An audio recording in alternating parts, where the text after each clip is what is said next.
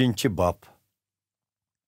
Şunlaşqa, mən ki Pavlus hər daim sizlərə dua qılmaqdımən. Mən sizlər Yahudi əməslərə İsa Məsih toğrusundakı bu xuş xəbərini yetkizgənligim üçün məhbus boldum. Sizlər bilisizlər, Xuda mənə iltifat göstərib, bu xuş xəbərini sizlərə yetkiz vəzifəsini ata qıldı. Xuda burun aşkarlanmagan planını, yani İsa Məsih toğrusundakı sırrını vəhiy orqalıq mənə aşkarladı. Mən bu toğruluq muşu xitimnin aldınqı qismida qısqacha bayan qıldım. Sizlər bu xitimni oxuğunuzlarda mening bu sır toğruluq nemalarni bilganligimni tushunib olalaysizlar. İlgari Xuda bu sirni insonlarga ayon qilmagan edi. Ammo hozir bo'lsa bu sirni muqaddas ruh orqali o'zi tanlagan elchilarga va payg'ambarlarga ayon qildi.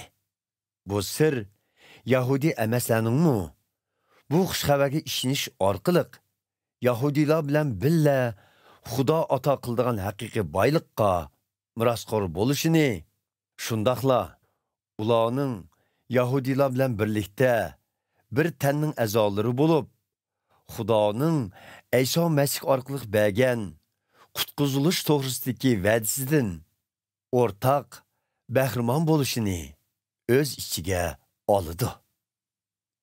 Men Xudoning mehr shafqati va kuch-qudrati bilan bu xushxabarni yetkazadigan xizmatkor bo'ldim.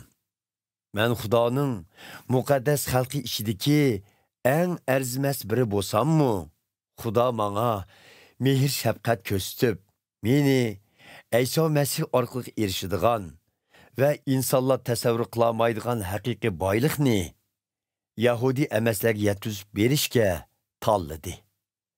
Butkul mavjudotni yaratgan Xudo yana burundan tatib oshkorlamagan bu planining qandaq amalga oshirganligini barliq insonlarga tushuntirish vazifasini menga berdi.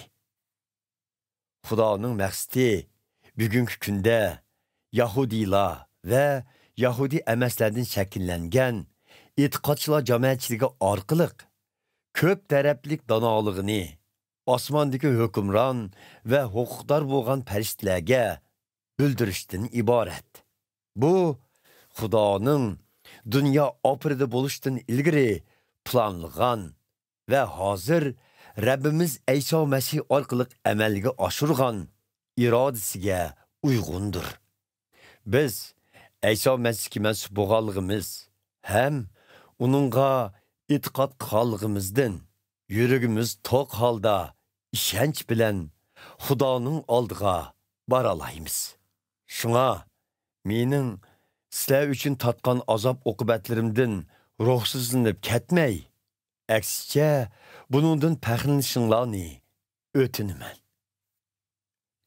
Xudoning ushbu planini ko'z oldimga keltirsam, arishdiki va yer yuzidagi butkul mavjudotlarni yaratgan Xudo otimizga tizlanib duo qilamanki, Xudo o'zining ulug'ligining cheksizligidan sizlarga qudrat berib, muqaddas ruh orqali sizlarni ish-ishinglardan kuchlantirgay.